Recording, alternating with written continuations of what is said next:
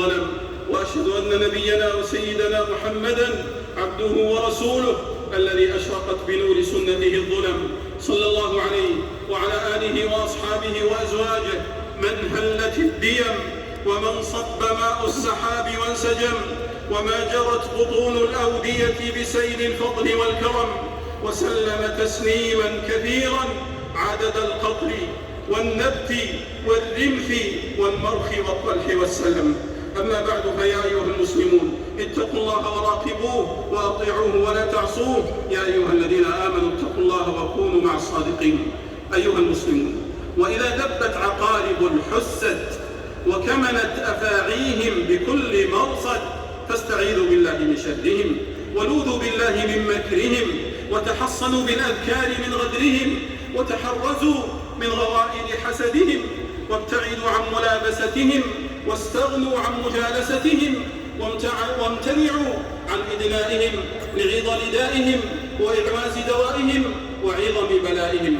أيها المسلمون، والتحدث بالنعم من شكرها.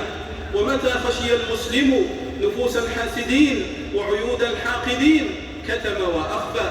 قال الأصمعي: وإذا أردت أن تسلم من الحاسد فعم عليه أمورك. وقال شيخ الإسلام ابن تيمية: وليس للمحسود أسلم من إخفاء نعمته عن الحاسد. وقد قال يعقوب ليوسف عليهما السلام: لا تقصص رؤياك على إخوتك فيكيدوا لك كيدا. انتهى كلامه رحمه الله. فلما علم أن الله تعالى سيبلغه مبلغا جليلا ومنزلا رفيعا ويصطفيه بالنبوة ويجتبيه بالرسالة وينعم عليه بشرف الدارين، أمره أن يكتم رؤياه عن إخوته شفقة عليه من الحسد. قال القرطبي: وفيها ما يدل على جواز ترك إظهار النعمة عند من تخشى غائلته حسدا وكيدا. أيها المسلمون، ومن أعجبه شيء من حاله أو ماله أو ولده أو حال غيره فليذكر الله وليبرك، لحديث سهل بن حنيف رضي الله عنه أن رسول الله صلى الله عليه وسلم قال لعامر بن ربيعة: على ما يقتل أحدكم أخاه، هلا إذا رأيت ما يعجبك بركت. أخرجه أحمد. والتبريك الدعاء للإنسان أو غيره بالبركة. يقال بركت عليه تبريكا، أي قلت له: بارك الله عليك وبارك لك وبارك فيك، أي وضع فيك البركة وثبتها وأدامها وأفاضها وضاعفها.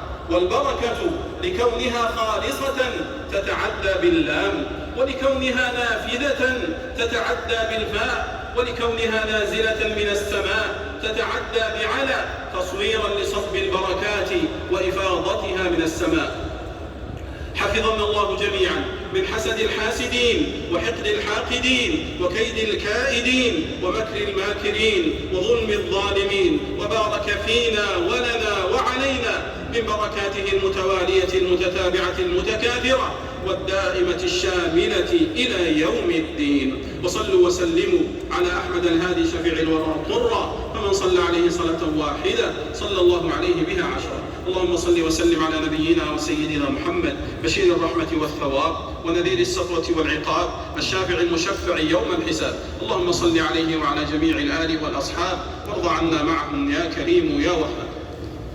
اللهم وفق إمامنا وولي أمرنا خادم الحرمين الشريفين لما تحب وترضى، وخذ بناصيته للبر والتقوى. اللهم وفقه وولي عهده لما فيه عز الإسلام وصلاح المسلمين يا رب العالمين. اللهم احفظ جنودنا واحمي حدودنا وثغورنا يا رب العالمين. اللهم اشف مرضانا، اللهم اشف مرضانا، اللهم اشف مرضانا، وعاف مبتلانا،